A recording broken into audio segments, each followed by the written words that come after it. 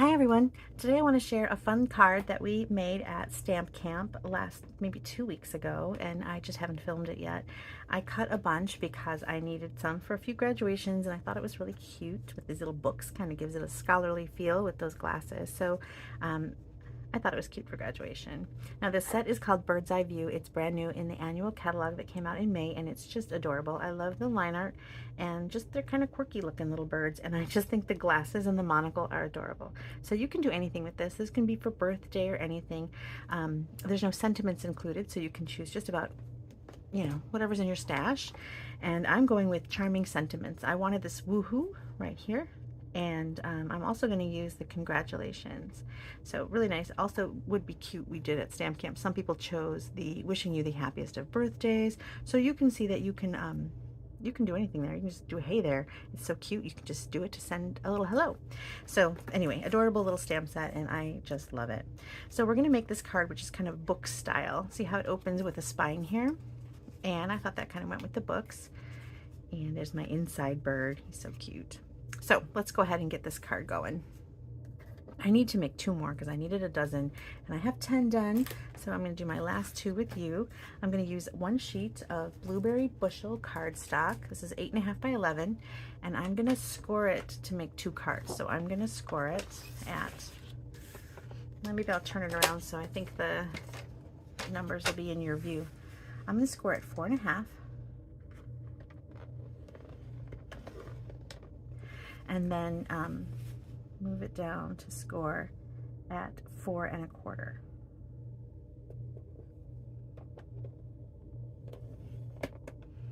right, so I've got 2 score lines, and I'm going to turn it the long way and cut this in half to make 2 card bases. So to cut that in half, it's going to be at 4.25. And there are my 2 card bases. Okay. Now the other pieces I need for this card are, I want an inside piece, and you cut that at 4 by 4, so it's a square. And then we need a few pieces that are going to decorate the outside. So here's my square, and I've already colored these because we're going to be coloring a lot of birds. So I thought I would already color some of these birds ahead of time with my Stampin' Blend. So we'll show you how to color when we get to the front birds, but I thought I might as well get these put down so I don't lose my pieces.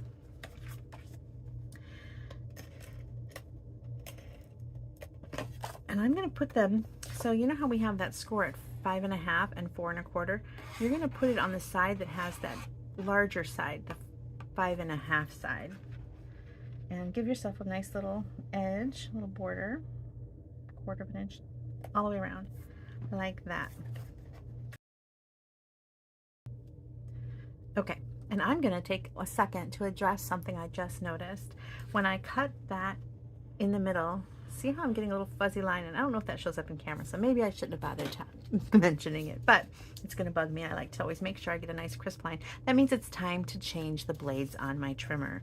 So if you get that, you can take a sanding block and just kind of smooth out those little frayed edges.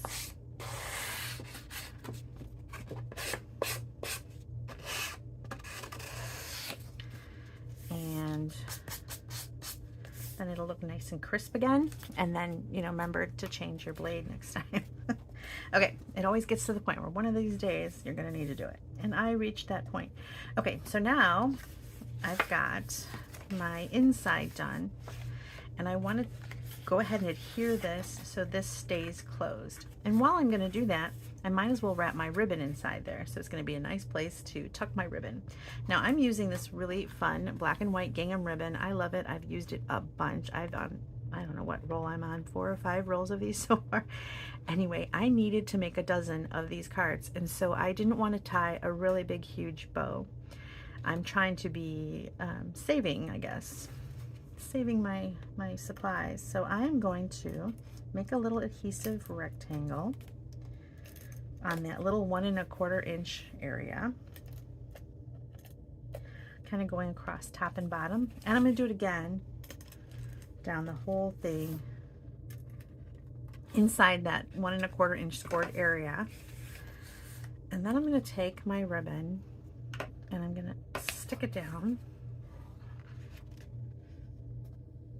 And this is just a way to save on ribbon. I love this ribbon and I need to make a lot of cards. And I didn't want to get to that 11th card and run out, you know, the 12th card. And then I have no more ribbon and I have to order more and it's going to take me a while to get it. And that can be frustrating. So I'm saving my ribbon, making sure I had enough for all 12. And I have accomplished that. Now from here you can decide to tie a bow. So you've saved that ribbon that took up that whole space, and then I'm going to just, instead of tying a big bow, I'm going to go with a knot. And I think the knot is okay a lot of times. Sometimes a bow isn't needed. You don't need as much. You just need a little accent of texture in like a fabric or a pattern. And so it's really nice to have just even a little knot is good. So there's one. And there's two. Okay, so those are my card bases. And now for the front, I kind of have a little patchwork of color going on. And I was looking at my colors and I thought that what would be really fun is to have kind of like all my primaries. I've got blue, green, red, yellow. So I mean, I realize green is a mixture of blue and yellow, but you know what I mean, bright colors. So I'm going to take these colors. This is actually my red that I've chosen is Poppy Parade, and I've already stamped the books onto those pieces. And then I've got Daffodil Delight and Granny Apple Green. And as you can see, I've kind of stamped images on some of them. I did books in Poppy on Poppy paper. And then I've got leaves in Granny Apple Green, ink on Granny Apple Green paper. I need to do one more. So let's do that together.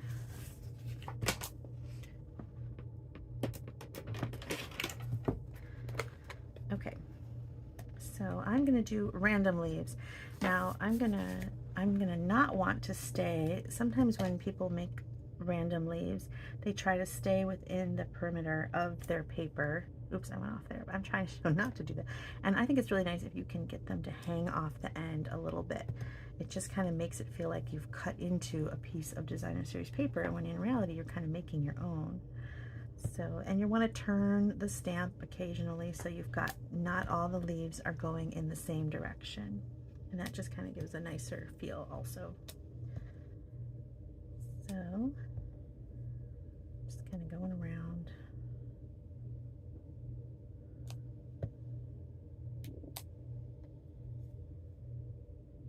There. Okay, so I've got kind of random leaves on my background, and that is cut. I should tell you the measurements. This is 4 inches long because it's going to go onto my card with a little bit of a border. It's 4 inches long by 1 3/4 inches. So I'm going to go ahead and glue those down.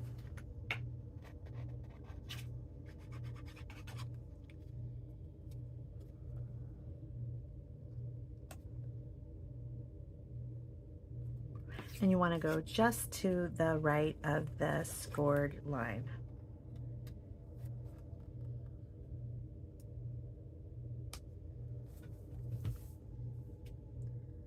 Okay, now my books go in the bottom here, and this one is scored, or cut, I mean. I believe I should have told you it's 2 1/4, but I forget what this one is, by 1 3/4. Okay. And here we've got 2 1/4. There we go, by 2 1/8. And this one looks a little off, 2 1/4. I must have been, I'm a little bit off. So I'm gonna go ahead and clean that up. So it's 2 1/4 by 2 1/8. And just, you know, that's so close. It's almost a square, but not quite. So when you're gluing it down, make sure you've got it right before you add that glue. I'm gonna take a little smidge off of this.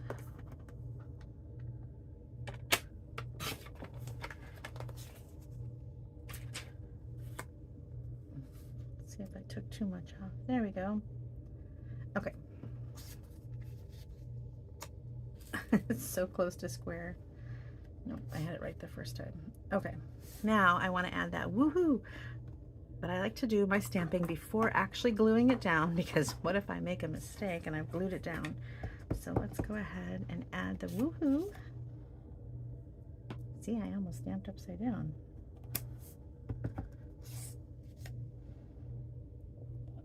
There we go.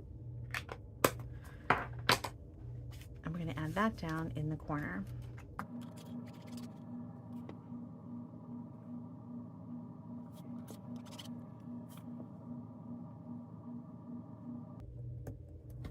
Okay, so we still have a little bit of stamping to do. I'm going to use those birds now, and then we're going to color them, and I'll give you some coloring tips. So I'm going to grab a piece of scrap basic white, and I'm going to color with Stampin' Blends, and those are alcohol-based markers. They're permanent markers. They are not water-based markers. So when you're using this type of a marker, don't use a stamp pad such as like Stays-On, because that's kind of the same solvent. It's the same ink.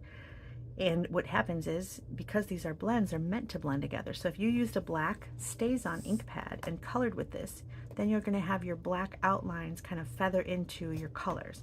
So instead you want to use something that's got a different composition. So Memento ink is perfect for our Stampin' Blends. So I'm going to stamp, and I need 2 small birds and 2 big birds. My hand must be dirty. I already did 1 of each of those birds, so I just need 1 small one. And where's my big guy? Here he is. And 1 big one. And I'm going to give the big one glasses just because it's so cute. There we go. Isn't that adorable? And then I'm going to do a leaf. Oh, I should have cleaned that. Now I got green in there. Don't do what I do. And most of the ink had come off on my stamping, but it might be a tiny bit in there. We'll see. We're okay. And then I just need a branch.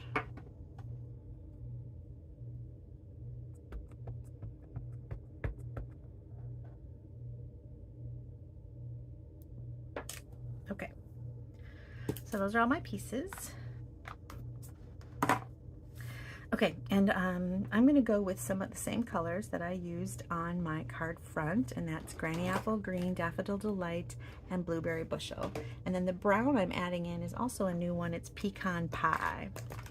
I already used Poppy Parade on the inside bird, so I'm done with that one. But I'll show it to you again when I'm putting it all together. Okay, so if you haven't used blends before, I'm going to just kind of show you a quick way that I like to use them.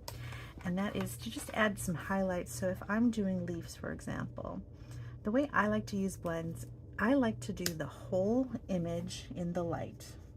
And everybody has kind of a difference. Some people start with the light, add dark.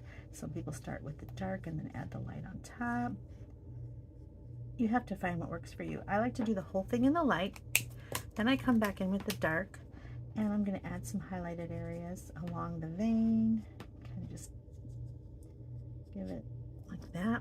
And then I like to go back over with the light, the nib side, and kind of give a little circular motion to kind of blend in that harsh line that I made, and kind of fill it in a little bit, and it kind of blends it out. And that's how I like to do it. Now, this branch is pretty darn skinny, so it's not gonna show a lot of lights and darks, but let's do the same thing. So I'm gonna go with my light. I'm going to fill in the whole thing.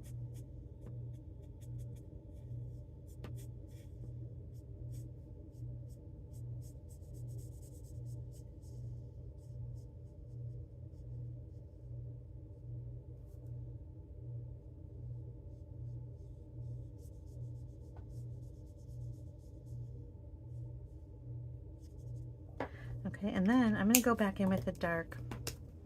And you can do things like make some lines so it looks like bark, you know, whatever you want to do. Or you can just give an outline. Like I said, it's pretty skinny.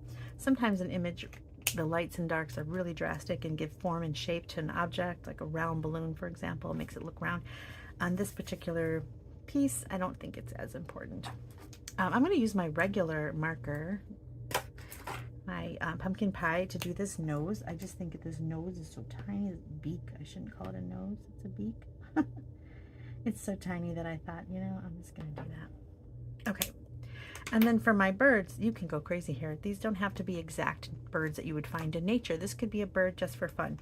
So I'm going to go ahead and make these kind of just for fun birds. This one ends up kind of looking like a parakeet, the way I've done it.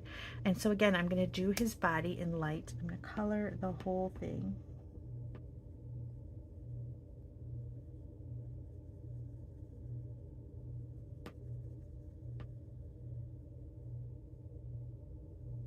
Kind of like to get a base going, and then I'm going to go back in with my dark, and I'm going to add some form to this bird by giving him like little speckled tummy. He's going to appear more round if you give him like a shadow under his belly, maybe a shadow where his wing is overlapping his body, maybe a little bit of dark in the tufts of his hair on top.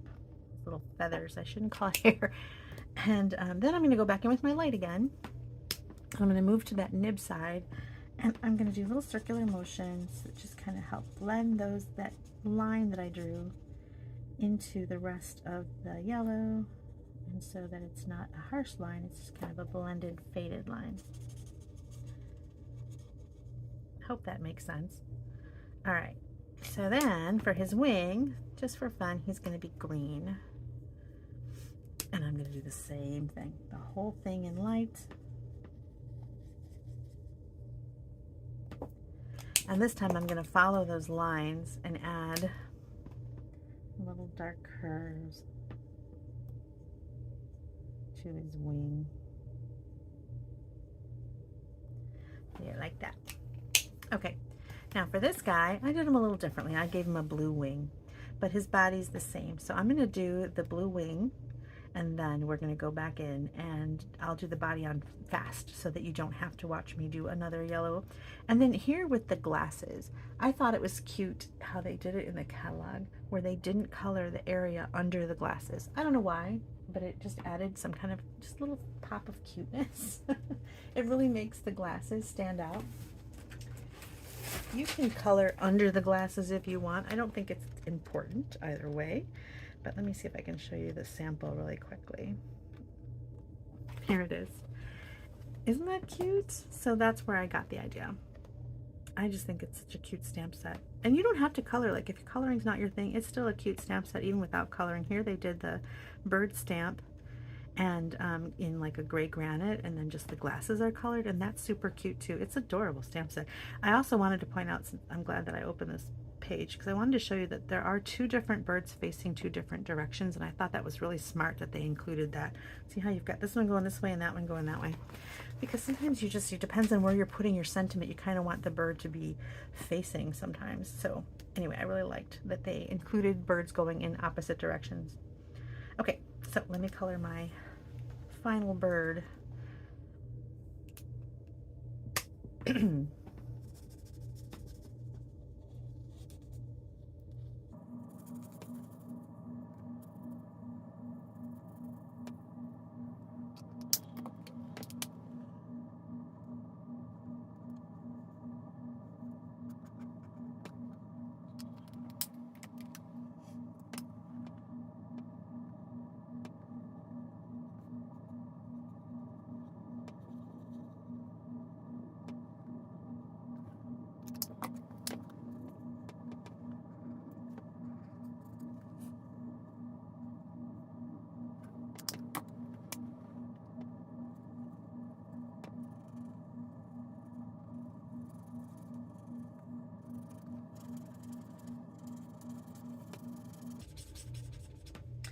All right, so I've got my bird mostly colored. I wanted to show you a little bit of what I'm doing down here by the tail. I'm kind of giving this blue and yellow line. I'm going over it both, and then it kind of gives a transition with a little bit of green, which kind of matches this bird because blue and yellow make green. And I'm just kind of fading them into each other a little bit.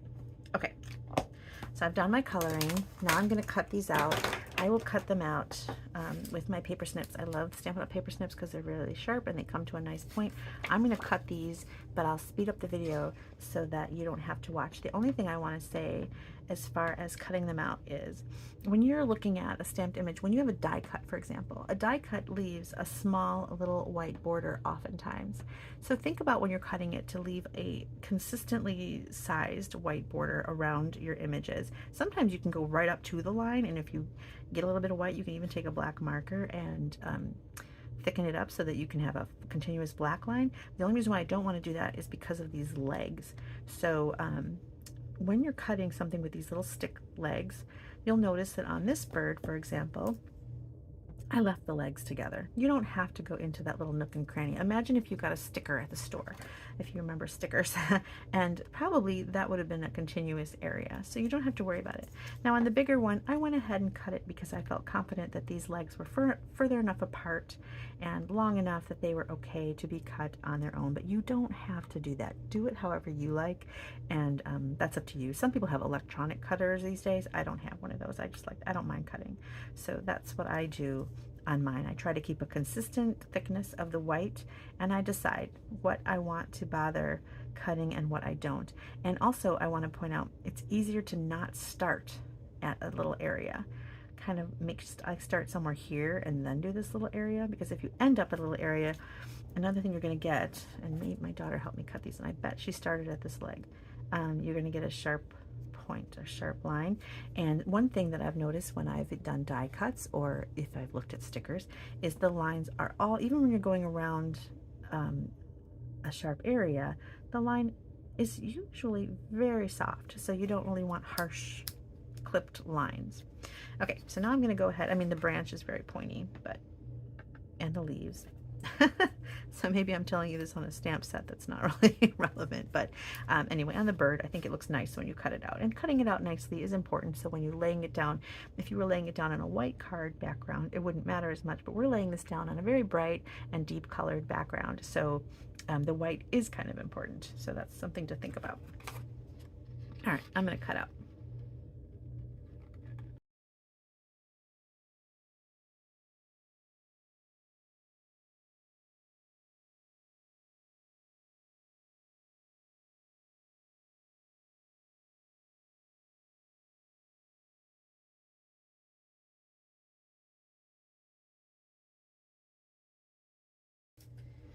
Okay, let's finish off our card. So I've got all my pieces, and I'm going to use small dimensionals, those little small mini dimensionals, to add this branch. You can glue it flat down. That's another option, and I did that on one of my samples. And then I thought it looked really cute when they were puffed up. So I changed my mind and decided that I wanted to puff it up. So we're going to go ahead and add this branch right there. And then I'm going to add the big bird.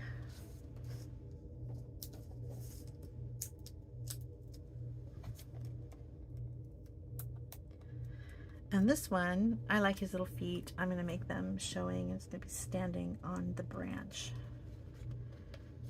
And then the smaller bird, I wanted to be flat. So I thought, I'm trying to add some dimension here, some ups and downs, so the kind of like a tree looks like it's full. So this guy is flat, this guy's puffed up. And I don't know, it looked cute to me. Sometimes I put a lot of detail into things that are just for me, right?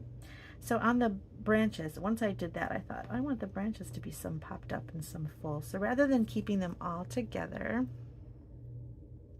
not the branches, the leaves, I cut it up. So I've got 2 and then 1, and then I'm going to cut this one 2 and 1.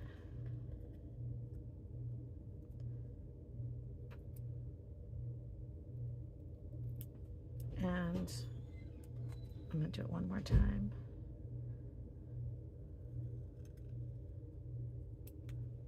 So I have one more. Okay. And then I've done the same thing. I'm going to have some of them, the doubles, kind of flat and tucked under the branch. So you've got that. There's my other double.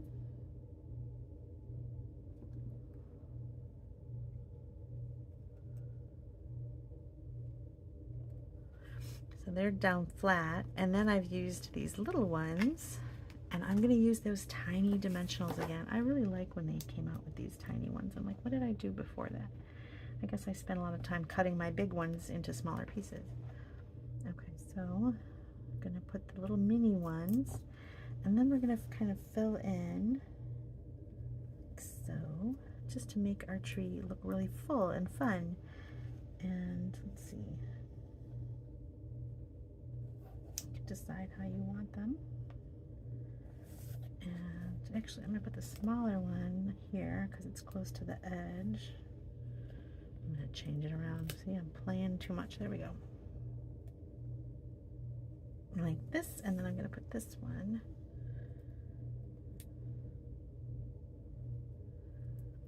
like so. And then I've got a very full branch. And then I just wanted to add a tiny little gem there from the Rhinestone Basics, just to kind of make sure to accent that woohoo. And we are done. And then it opens. Now I like to, before you send it off, crease this one time so that when the person gets it, they're not like trying to figure out how to open it. It's weird. So you want to make sure that you've opened it once so that it's very obvious how it opens. Like, see, now it opens very easily and the recipient's not confused. So there we go. That is my little congratulations card. There's my inside bird with the different glasses. Super fun. I hope you like it. I'm going to put this one together now super fast.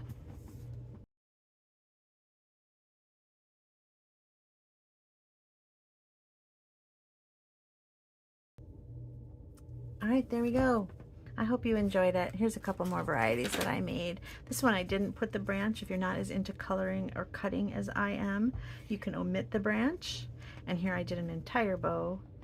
And then I found some blueberry bushel ribbon from a while ago. And